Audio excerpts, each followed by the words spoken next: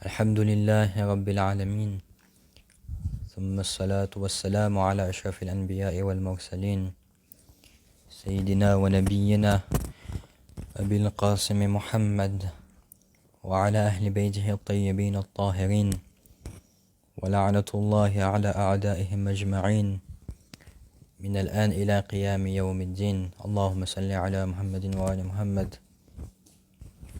Chers frères et chères sœurs, assalamu alaikum wa rahmatullahi wa barakatuh. Nous continuons notre discussion sur At-Taqlid. Nous avons commencé à parler du Taqlid la dernière fois. Et aujourd'hui, nous continuons cette discussion. Bien sûr que nous, en tant qu'êtres humains,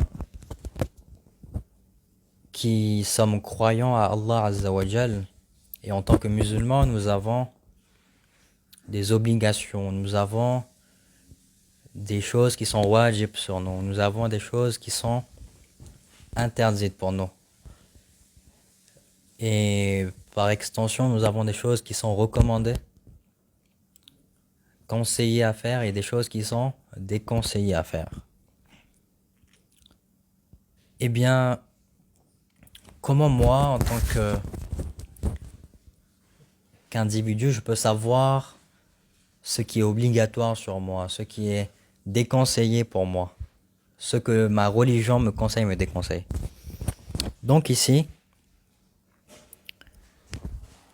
le rôle, ce devoir religieux, ce devoir obligatoire, cette chose obligatoire que nous avons, c'est de savoir.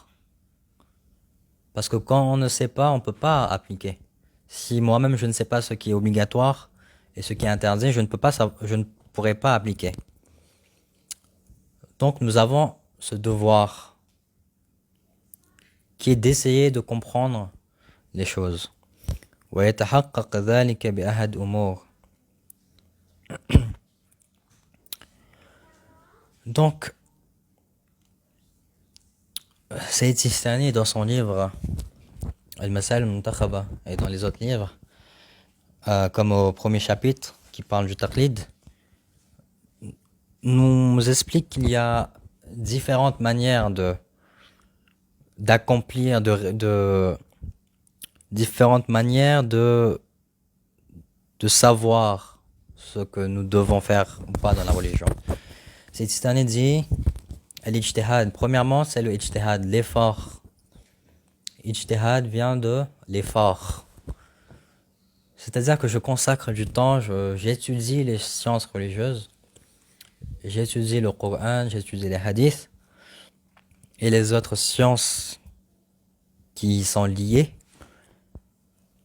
Et dans ce cas-là, moi-même, je serai capable de déduire les lois religieuses des sources fondamentales. Donc ça, c'est le ijtihad. Aujourd'hui, nous avons des savants qu'on appelle mujtahid, qui ont atteint ce degré de ijtihad, car ils ont consacré suffisamment de temps pour comprendre les choses, pour pouvoir déduire les lois religieuses. Deuxièmement, le taqlid. Le taqlid, c'est le fait de suivre quelqu'un, un savant. Et donc ça, c'est la chose que nous faisons qui est le plus commun dans le monde chiite, c'est que nous faisons taqlid. Parce que peut-être que nous n'avons pas suffisamment le temps ou les outils nécessaires pour pouvoir déduire correctement les lois religieuses. Donc nous nous référons à un savant qui lui est intègre, qui lui a atteint le degré de ijtihad. Ça, c'est le taqlid. Et ensuite, est-ce qu'il n'y a que ces deux choses-là? Non, il y a aussi une troisième chose qu'on appelle al-ihtiyat, qui veut dire prendre des précautions. C'est-à-dire que, en fait, le ihtiyat, déjà pour faire le ihtiyat, pour prendre les précautions, il faut en premier lieu connaître les lois et les avis des différents savant et Mokja. Et donc, par exemple, si un savant dit qu'une chose est recommandée, exemple, si un savant dit que le Ghusl al-Jum'a, le Ghusl, le jour de vendredi est recommandé, et qu'un autre savant dit que le Ghusl du jour de vendredi est obligatoire, qu'est-ce que moi je fais par précaution? Par précaution, je vais considérer comme obligatoire. Je vais essayer de ne pas rater ce ghusl. Donc ça, c'est le ihtiyat. Si un savant dit qu'une chose est déconseillée et qu'un autre dit qu'une chose est interdite, je vais essayer à tout prix d'éviter cette chose, par précaution. Donc dans ce cas-là, je ne fais plus taqlid, je ne me réfère plus à un savant en particulier, mais je regarde tous les avis et je prends mes précautions en fonction des avis. Mais être précautionneux n'est pas forcément la meilleure solution car cela peut devenir difficile pour nous. Par exemple, si un savant dit que je dois faire qasr, que je dois raccourcir mes prières parce que je suis en voyage, et qu'un autre savant dit que je dois prier tamam, que je dois prier entièrement ma prière parce que il ne considère pas que je suis en voyage, d'après ses lois et ses avis. Et dans ce cas-là, qu'est-ce que je dois faire? Je dois prier et qasr et tamam. Je dois rassembler les deux prières. Donc cela peut devenir très compliqué et cela peut même devenir impossible dans certains cas. Maintenant, revenons au taqlid, comme nous avons dit, qu'il y a cette option qui est de faire taqlid, qui est de nous référer à un savant. Est-ce que je peux faire taqlid de n'importe quel savant? Par exemple, si j'ai un voisin qui connaît un petit peu des choses dans la religion, est-ce que cela suffit pour que je fasse taqlid, son taqlid à lui? Ou par exemple, si je connais d'autres personnes, d'autres savants qui savent un petit peu, est-ce que je peux est-ce que je peux me référer à eux pour connaître les lois de la religion? Donc non, je ne peux pas me référer à n'importe quel savant. Parce que la condition, c'est que je dois me référer à la personne la plus savante, al-a'lam. Je regarde tous les savants, tous les mujtahid qu'il y a, et je choisis de suivre uniquement celui qui a le plus de connaissances. Et comment savoir cela? C'est abordé dans le Masail numéro 20. يثبت الاجتهاد والأعلمية بأحد أمور. Il y a plusieurs manières de savoir que ce savant-là est celui qui a le plus de connaissances. الأول العلم الوجداني أو الاطمئنان الحاصل من المناقشة العقلائية. Premièrement, que je sois rassuré que cette personne est le plus savant. Parce que, voilà, j'ai suffisamment de connaissances, j'ai quelques connaissances religieuses, et j'ai pu assister à ses cours, j'ai pu le tester un petit peu, et j'ai les outils nécessaires pour pouvoir tester, j'ai la connaissance nécessaire pour pouvoir tester et voir les savants, discuter avec eux.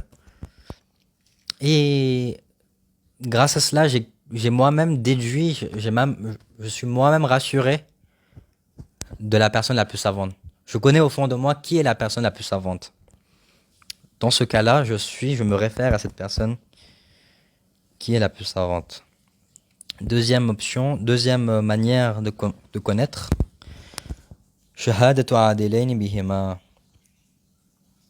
wal ada. Donc, l'attestation de deux témoins justes. Shahadatu adilayn. Bien sûr que on va me demander si, par exemple, si dans la rue je vois des gens, je prends deux personnes dans la rue qui sont adil, qui sont justes, qui respectent la religion, qui ne font pas des gounas. Est-ce que je peux les demander à eux de eux, qu'est-ce qu'ils en pensent de qui est le plus savant? Non, je ne peux pas me référer à eux. Certes, shahadatu adilain, l'attestation de deux témoins justes, mais ces deux témoins doivent être des ahlul khibra, c'est-à-dire qu'ils doivent eux-mêmes être des spécialistes dans la religion. Ils doivent être des mujtahid, des personnes qui ont suffisamment de connaissances pour pouvoir juger et dire qui est la personne la plus savante. Maintenant, supposons qu'il y a des divergences. Que par exemple, un mujtahid dit que cette personne est la plus savante, et un autre mujtahid dit que c'est celle-là qui est la plus savante. Et donc, dans ce cas-là, je regarde parmi les ahlul khibra, parmi les personnes que je demandais, je regarde qui sont ceux qui ont le plus de connaissances, qui sont le plus experts, et donc je demande à eux et je me fie à leur avis. Parce que leur avis est normalement plus proche de la vérité. Parce qu'ils sont plus spécialistes, ils sont plus capables de conclure, d'émettre ce genre de conclusion. Et bien sûr que si shahadatu adilain, l'attestation de deux témoins justes, mais même si j'ai un seul témoin,